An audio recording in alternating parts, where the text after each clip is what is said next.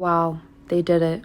The Supreme Court has officially limited nationwide injunctions. This is a huge win for the president. Although this is from the birthright citizenship case, it's about much more than just birthright citizenship.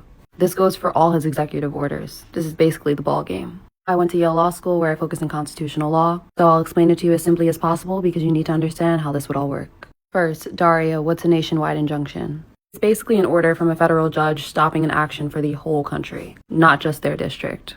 And as a reminder, this is basically what's been holding the line against DJT and his team and their implementation of all their Project 2025 agenda and goals. And the court today said, hey, actually, you can't do that anymore. The decision was a 6-3 split along the usual conservative and liberal line, with Justice Amy Coney Barrett writing the opinion of the majority. This is the most important key line in the entire majority opinion. Court writes, no one disputes that the executive has a duty to follow the law, but the judiciary does not have unbridled authority to enforce this obligation. In fact, sometimes the law prohibits the judiciary from doing so. So effectively, what the court here is saying is no matter how wrong or unconstitutional or illegal the executive's policy is, federal district judge in New York, California, Seattle, wherever, cannot stop him, at least not on behalf of the entire country. So therefore, the individual that's affected either has to 1, find a lawyer and sue, 2, join a class action lawsuit, or 3, in some rare and special cases, the state will take it up for them. Now stick with me because this is where the tricky part comes in.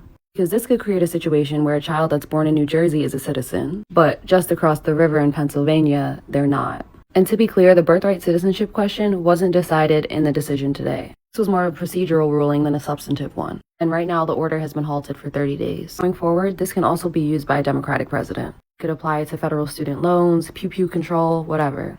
Now, I've read a lot of Supreme Court opinions. I can honestly say Justice Sonia Sotomayor's dissent in this case is one of the most powerful dissents I've ever read. I'm going to read part of it for you here, because it's going to be studied and remembered for decades to come. She writes, children born in the United States and subject to its laws are United States citizens. That has been the legal rule since the founding. This court once attempted to repudiate it, holding in Dred Scott v. Sanford, the children of enslaved Black Americans were not citizens. To remedy that grievous error, Congress passed the 14th Amendment. There it has remained accepted and respected by Congress, by the executive, and by this court until today. No right is safe in the new legal regime that the court creates. Today, the threat is to birthright citizenship. Tomorrow, a different administration may try to seize arms from law-abiding citizens or prevent people of certain faiths from gathering to worship. The majority holds that absent cumbersome class action litigation, courts cannot completely enjoin even plainly unlawful policies unless doing so is necessary to afford the formal parties complete relief. That holding renders constitutional guarantees meaningful in name only for any individuals who are not parties to a lawsuit. Because I will not be complicit in so grave an attack on our system of law. I dissent.